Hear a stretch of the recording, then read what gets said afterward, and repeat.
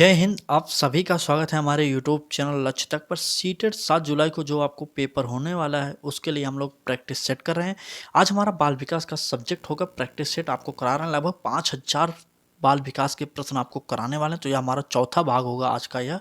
तो चलिए क्लास को स्टार्ट करते हैं देर न करते हुए। इससे पहले हमने बाल विकास में 30 में 30 नंबर पाया है। आप यकीन नहीं मानते तो प्रूफ देखिए, हमारे साथ जुड़िए, अच्छे से तैयारी करिए। चलिए अपनी मार्कशीट दिखा दे रहे हैं कहाँ पर हमने 30 में 30 पाया था। तो यह हमारी सीटेट का रिजल्ट है। आप देख सकते हैं ऑफिशियली रिजल्ट यह जारी किया गया था सीटेट के द्वारा। तो हमारी जो मार्कशीट में यहाँ पर देख लीजिए चाइल्ड डेवलपमेंट एंड पेडागोजी, यहाँ पर हमने 30 में 30 नंबर पाया है। आप देख लीजिए 30 में 30 नंबर पाया।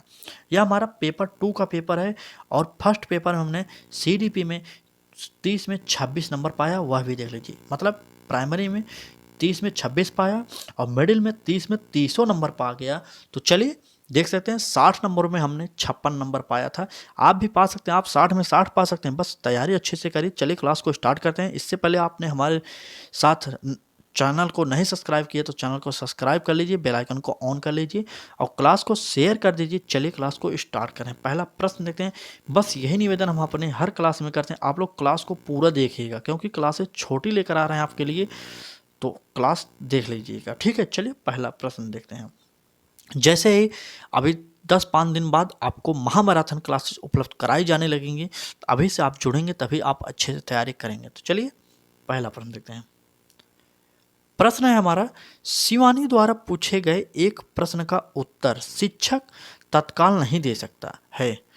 शिक्षक की प्रक्रिया क्या होनी चाहिए? आपसे पूछा जा रहा है कि कोई शिक्षक है, उससे एक बच्ची जो है प्रश्न पूछती है और शिक्षक वह प्रश्न का उत्तर नहीं दे पाता, तो शिक्षक को क्या करना चाहिए? समझ गए? तो चलिए ए ऑप्शन देखते हैं। ए ऑप्शन हमारा, ए ऑप्शन है शिक्षक द्वारा शिवानी को चुप करा देना चाहिए। क्या चुप करा देना चाहिए? बी ऑप्शन देखते हैं, शिक्षक द्वारा शिवानी का ध्यान बटा देना चाहिए। सी ऑप्शन देखते हैं, शिक्षक को कहना चाहिए मैं नहीं जानता हूं।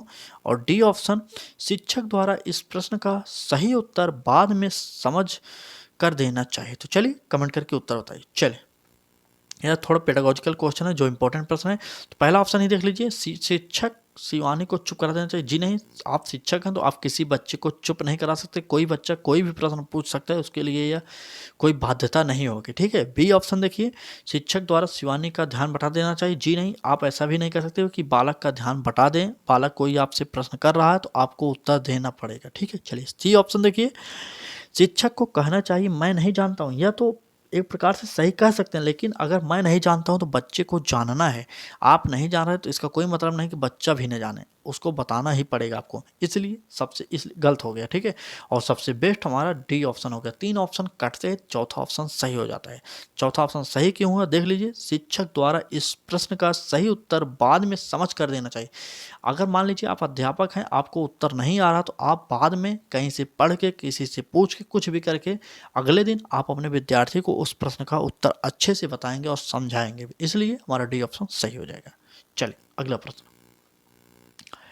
अगला प्रश्न है हमारा, बच्चों की जिज्ञासा शांत करनी चाहिए। आपसे पूछा जा रहा है बच्चों की जिज्ञासा जो होती है शांत कब की जानी चाहिए? बच्चे सीखने के लिए उत्सुक होते हैं, आपको पता होगा कि उनके अंदर नई नई जिज्ञासाओं का जन्म होता रहता है। इसलिए क्या सही होगा? बेस्ट उत्तर दीजिए। ये ऑप्शन है हमारा, जब शिक्षक फुर्सत में हो। इससे कोई मतलब नहीं, शिक्षक फुर्सत में होगा तभी बच्चे पढ़ेंगे, नहीं तो नहीं पढ़ेंगे। बी ऑप्शन, जब विद्यार्थी फुर्सत में हो। यह भी नहीं, क्योंकि छोटे बच्चे जो हो जाएंगे वो हमेशा खेलने पर ज़्यादा ध्यान देते हैं और पढ़ने में उतना ध्यान नहीं देते हैं जितना उनको देना चाहिए। तो हमारा ए भी गलत हो गया और सी डी में उत्तर बताइए। चल कुछ समय के बाद, जी नहीं, कुछ समय के पश्चात भी नहीं, तुरंत देना चाहिए तत्काल। जैसे विद्यार्थी के मन में शंका हो, कोई भी सवाल का आया हो, तुरंत आपको उसका समाधान करना पड़ेगा। तो हमारा डी ऑप्शन सही हो जाएगा, तत्काल देना चाहिए। चलिए अगला प्रश्न देखते हैं। अगला प्रश्न है, आप अनपढ़ माता पिता के बच्चों को, आपसे कहा जा रहा है आप अनपढ़ माता पिता के बच्चों को अंग्रेजी सिखाना चाहते हैं, इसके लिए आपको क्या करना पड़ेगा? ये ऑप्शन देखिए, ये ऑप्शन है, आप बच्चे से अंग्रेजी में बात करेंगे। क्या यह सही हो सकता है? जी नहीं, आप अंग्रेजी सिखाने आए तो अंग्रेजी में बात करेंगे। बच्चे को आता ही नहीं तो वो बात क्या करेगा? इसलिए हमारा ये ऑप्शन पहले कट गया। और बी ऑप्शन देखिए, आप बच्चों को मातृभाषा में बोलने के लिए बाध्य करेंगे। जी नहीं, आप बाध्य नहीं कर सकते कि बालक मातृभाषा में ही बात करे। बालक की इच्छा जो भी हो, जिस भाषा में हो वह बोल सकता है, आपको मानना पड़ेगा, सुनना पड़ेगा, समझना पड़ेगा आपको ही। ठीक है, सी ऑप्शन देखते हैं। सी ऑप्शन, आप बच्चे को मातृभाषा में बोलने से रोकेंगे? जी नहीं दोस्तों, बच्चे की जो मात्र एक भाषा मानी जाती है वह होती है मातृभाषा, क्योंकि छोटे बच्चे अपने घर परिवार से ही भाषा का विकास लेकर विद्यालय में आते हैं। इसलिए हमारा तीसरा ऑप्शन भी गलत हो गया। देख लीजिए, ए बी सी तीनों गलत हो गए, तो चौथा ऑप्शन डी वाला हमें देखना भी नहीं है, उसे तुरंत टिक करके आगे बढ़ जाना है, टिक करके आगे बढ़ना चाहिए। चलिए अगला प्रश्न देखते हैं। अगला प्रश्न है हमारा, बाल मनोविज्ञान के आधार पर कौन सा कथन सर्वोत्तम है? आपसे पूछा जा रहा है बाल मनोविज्ञान के आधार पर सर्वोत्तम कथन कौन सा है। ए ऑप्शन देखिए, सारे बच्चे एक जैसे होते हैं। जी नहीं, सारे बच्चे एक जैसे नहीं होते। बी ऑप्शन, प्रत्येक बच्चा विशिष्ट होता है, यह सही हो सकता है। चलिए सी ऑप्शन, कुछ बच्चे विशिष्ट होते हैं। डी ऑप्शन, कुछ बच्चे एक जैसे होते हैं, यह हमारा एक जैसे नहीं होंगे। अब यह हमारा सबसे बेस्ट हो जाएगा बी ऑप्शन। ठीक है, प्रत्येक बच्चा विशिष्ट होता है, क्योंकि कोई अपने क्षेत्र में किसी संगीत को पसंद है, किसी को क्रिकेट खेलना, किसी को गेम खेलना, कुछ भी ये इधर उधर के लीजिए, प्रत्येक बच्चे अपने में विशिष्ट होता है, या साइकोलॉजी कहता है। ठीक है, चलिए अगला प्रश्न देखते हैं।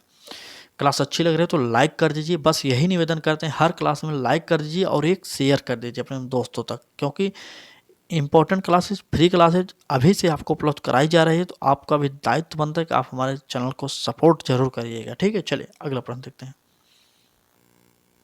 अगला प्रश्न है हमारा, बच्चों का मूल्यांकन होना चाहिए। आपसे पूछा जा रहा है बच्चों का मूल्यांकन कब होना चाहिए। ए ऑप्शन, बोर्ड परीक्षा द्वारा होना चाहिए। बी ऑप्शन, सतत एवं व्यापक मूल्यांकन द्वारा। और सी ऑप्शन, गृह परीक्षा द्वारा। और डी ऑप्शन, लिखित एवं मौखिक परीक्षा द्वारा। तो चलिए बच्चे बताइए, बच्चों का आकलन कब होना चाहिए। चलिए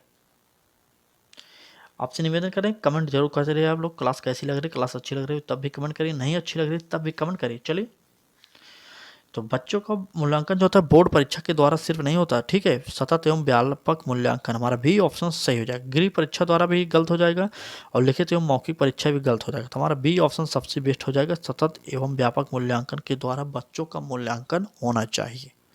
चलिए अगला प्रश्न देखते हैं। यह प्रश्न है हमारा, इंपॉर्टेंट है, यहाँ पर इंपॉर्टेंट प्रश्न है, यह छत्तीसगढ़ टेट में आया हुआ प्रश्न है। ठीक है, चलिए, बच्चों के लिए निःशुल्क एवं अनिवार्य शिक्षा का अधिकार अधिनियम कितने बच्चों के लिए लागू है, कितने वर्ष के बच्चों के लिए लागू है। चलिए कमेंट करिए, निःशुल्क एवं अनिवार्य शिक्षा का अधिकार अधिनियम 2009 कितने वर्ष के बच्चों के लिए लागू है, कमेंट करके बताइए। आप लोग उत्तर बताइए। तो आपको पता होगा 6 से 14 वर्ष, धारा जो अनुच्छेद 45 के अंतर्गत इसका उल्लेख किया गया है, अनुच्छेद 45 और अनुच्छेद 21A में इसका उल्लेख है। चलिए अगला प्रश्न।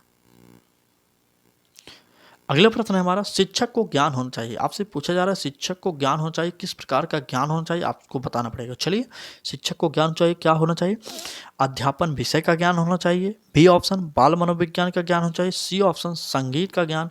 या डी ऑप्शन, अध्यापन विषय एवं बाल मनोविज्ञान का ज्ञान। तो हमारा सबसे बेस्ट आंसर डी हो जाएगा, अध्यापन विषय और बाल मनोविज्ञान का ज्ञान होगा तो एक अच्छा शिक्षक बन सकते हैं आप।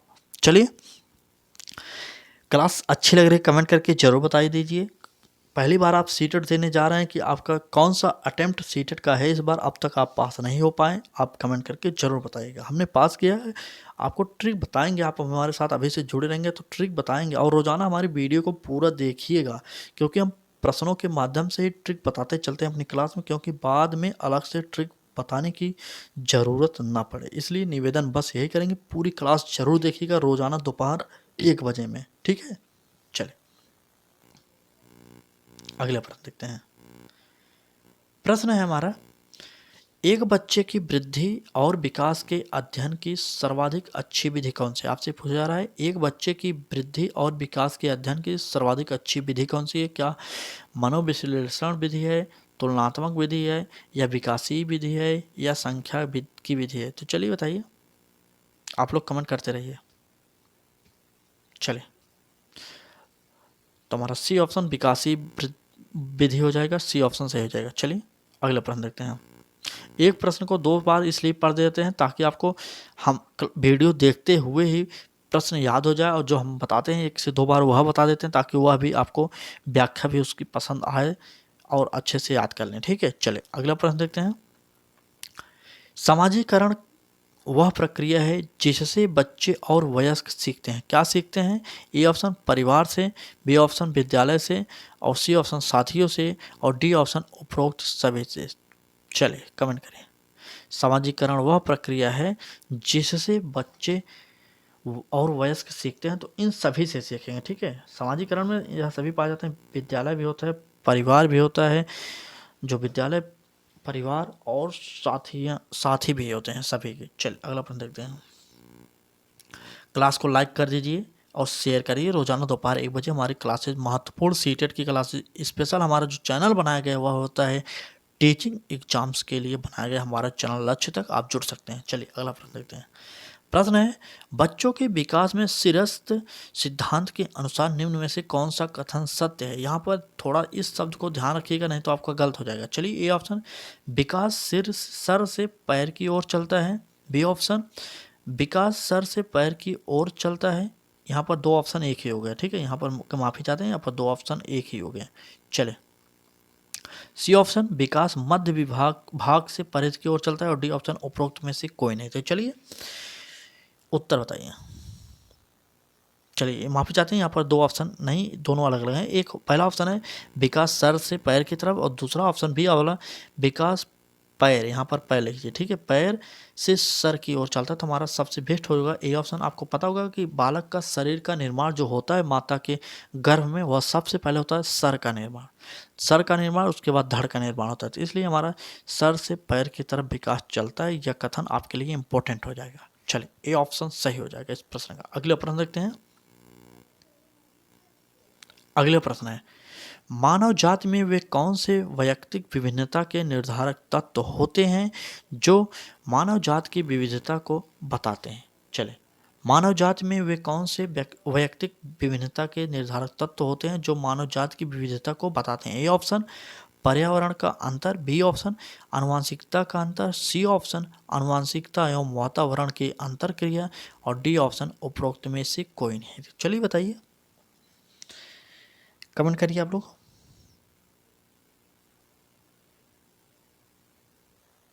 चले, कमेंट करिए आप लोग। मानव जाति में वे कौन से वैयक्तिक विभिन्नताएं होती हैं, कमेंट करके बताइए आप लोग। तो आनुवंशिकता एवं पर्यावरण के अंतरक्रिया, ये हमारा सी ऑप्शन सही हो जाएगा। ठीक है, चले, या सी ऑप्शन सही हो जाएगा। अगला प्रश्न देखते हैं। अगला प्रश्न है हमारा, वाइगोत्स्की ने बाल विकास के बारे में कहा है कि, क्या कहा है? ये ऑप्शन देखिए, यह सांस्कृतिक के अनुवांशिकी के कारण होता है, संस्कृति के अनुवांशिकी के कारण। बी ऑप्शन यह सामाजिक अंतरक्रियाओं के द्वारा होता है, सामाजिक अंतरक्रियाओं के कारण होता है। सी ऑप्शन औपचारिक शिक्षा का उत्पादन होता है, और डी ऑप्शन यह समावेशन और समायोजन का परिणाम होता है। चलिए बताइए, वाइगोत्स्की ने बाल विकास के बारे में क्या कहा है आपको बताना होगा। तो चलिए, यह सामाजिक अंतरक्रियाओं के कारण होता है, हमारा बी ऑप्शन सही हो जाएगा। जहाँ पर भी आपको पता होगा सामाजिक विकास का सिद्धांत जो दिया था तो वह थे वाइगोत्स्की महोदय और वाटसन महोदय, इन सभी ने दिया था। तो सबसे बेस्ट जो दिए थे वह हो जाएंगे वाइगोत्स्की। अगले प्रश्न देखते हैं। देखिए, यह प्रश्न ए बी सी डी आप लिख सकते हैं यहाँ पर। ठीक है, ए हो जाएगा, बी हो जाएगा, इससे लिख सकते हैं, हम वैसे बताते हैं आपको। चलिए, प्रश्न है हमारा, प्रश्न है गार्डनर ने 7 बुद्धि, यहाँ पर 7 बुद्धि हो जाएगा, माफी चाहते हैं, 7 बुद्धि का अधिमान निर्धारित किया, इनमें से कौन सा नहीं है? आपको पता होगा कि गार्डनर ने बुद्धि के 7 नियम दिए थे। यहाँ पर इस प्रश्न में 4 नियम दिए गए, इनमें से कौन सा नहीं है? तो चलिए 3 सही, 1 गलत हो जाएगा। ए ऑप्शन, पहला ऑप्शन स्थान संबंधी बुद्धि, दूसरा भावनात्मक बुद्धि, और तीसरा अंतर्वैयक्तिक बुद्धि, चौथा भाषात्मक बुद्धि। तो चलिए बताइएगा, कमेंट करिए। गार्डनर के द्वारा जो नहीं दिया गया था वह था भावनात्मक बुद्धि। भावनात्मक बुद्धि के बारे में गार्डनर नहीं बताया, तो इसलिए हमारा बी ऑप्शन सही हो जाएगा। चलिए अगला प्रश्न देखते हैं। क्लास अच्छी लग रही है तो लाइक कर दीजिए, एक बार चैनल पर नए हो सब्सक्राइब कर लीजिए। अगला प्रश्न देखते हैं। बुद्धि के सिद्धांत में सही कथन क्या है? आपसे पूछा जा रहा है बुद्धि के सिद्धांत में कथन कौन सा सही है। ए ऑप्शन देखिए, समायोजन करने की क्षमता का नाम बुद्धि है, बी ऑप्शन सीखने की क्षमता का नाम बुद्धि है और सी ऑप्शन संक्षिप्त तार्किकता का नाम बुद्धि है और डी ऑप्शन उपरोक्त सभी। तो चलिए बताइए संक्षिप्त तार्किकता की क्षमता का नाम बुद्धि है। चलिए कमेंट करके बताइए बुद्धि के संबंध में कौन कौन से कथन सत्य हैं। तो समायोजन करने की क्षमता का नाम बुद्धि, यह सही हो जाएगा, ये ऑप्शन भी सही है हमारा। सीखने की क्षमता का भी नाम बुद्धि है, यह भी और यह भी, तो हमारा इसलिए तीनों गलत हो जाएंगे। ठीक, तीनों गलत हो जाएंगे, हमारा डी ऑप्शन उपरोक्त सभी सही हो जाएगा, उपरोक्त सभी सही हो जाएगा। क्लास कैसी लगी? क्लास अच्छी लगी हो तो लाइक कर दीजिए, चैनल पर नए हो तो चैनल को सब्सक्राइब करके बेल आइकन को ऑन कर लीजिए। बस इतना निवेदन करते हैं कि आप हमारे साथ रोज़ाना दोपहर 1 बजे जुड़ेंगे और जो हमारी छोटी हो या बड़ी हो सभी क्लासेस पूरा देखेंगे, तभी आप सीटेट की परीक्षा पास कर सकते हैं। तो चलिए आज की क्लास में बस इतना ही। उम्मीद करते हैं आप लोग अभी से पूरी क्लास को देख रहे होंगे हमारे चैनल के माध्यम से और तैयारी भी कर रहे होंगे। आज क्लास में बस इतना है।